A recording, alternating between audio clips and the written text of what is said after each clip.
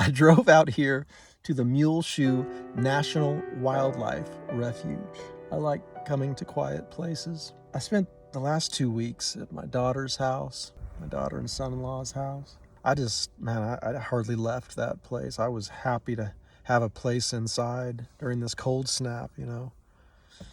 It got real cold, like 6 degrees, I think. So it was nice to have a place to stay for sure. One of my deepest meditations right now has to do with going out into the wilderness. You know, I can imagine that once Jesus was out in that wilderness for about 20, 25 days, everybody was like, whew, guess that dude's not coming back. And from what I understand, there are many instances of this journey out into the wilderness. Right now, I'm thinking of Luke Skywalker when he flies his X-Wing fighter to Dagobah to meet Yoda. Remember that? Remember his X-Wing fighter sinks down into the swamp, and then part of his training is to be able to try to lift that shit up out of the swamp.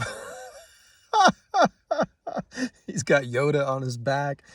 He's going and meeting his...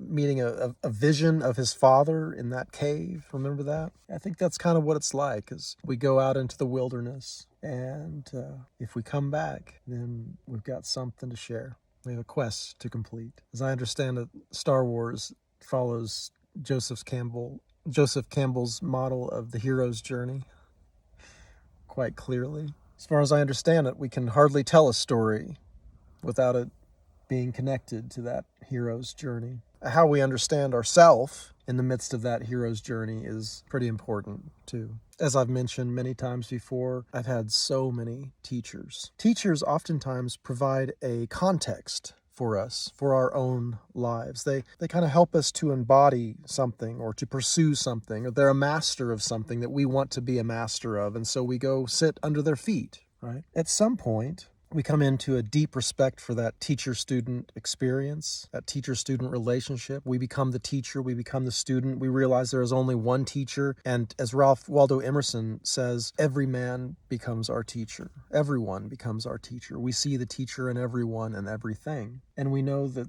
the only authority can come from within. We have to become our own authority. In order to discover the treasure, we must face the dragon which guards it. We must go into the cave where the image of Darth Vader, the image of our Father exists, right? And we must face that. We must face that dragon. We must face the darkness within ourselves to uncover the treasure. Also, I understand that part of the story is that there are going to be people warning you, saying, do not go in that cave. Do not go face that dragon. You will surely die.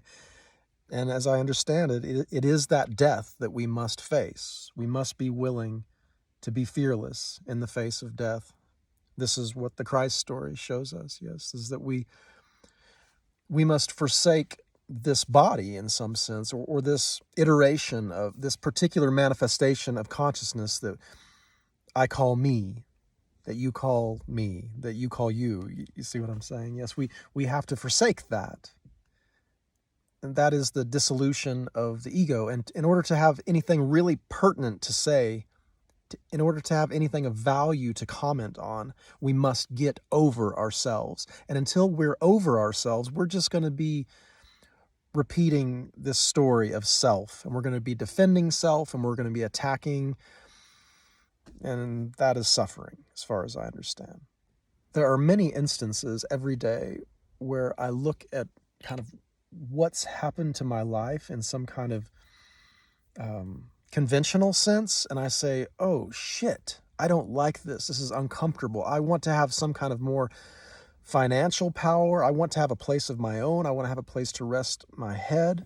I want. I'm coming to this place where there's a willingness here just to not try to fix that today, just to learn the deep lesson that comes with that, realizing that not everyone gets this opportunity. Not everyone purchases this opportunity for themselves. I purchased this opportunity for myself when many years ago I understood that the kingdom of heaven is like a treasure hidden in a field where there's the man who finds this treasure. And in his joy, he goes and sells everything that he has to buy that field. These are the journeys. This is how we go on these journeys, as we make these decisions. We decide what has value, and we sell all to pursue that which truly has value, possibly while it looks like the rest of the world and all your friends are pursuing something else. And we must do this gracefully, with care and compassion and thoughtfulness, intention, devotion, and ferocity. Yeah, we have to be ferocious in our pursuit of truth, willing to die for that. And I do not say that lightly, as I mentioned before. This is not a walk in the park. You know that.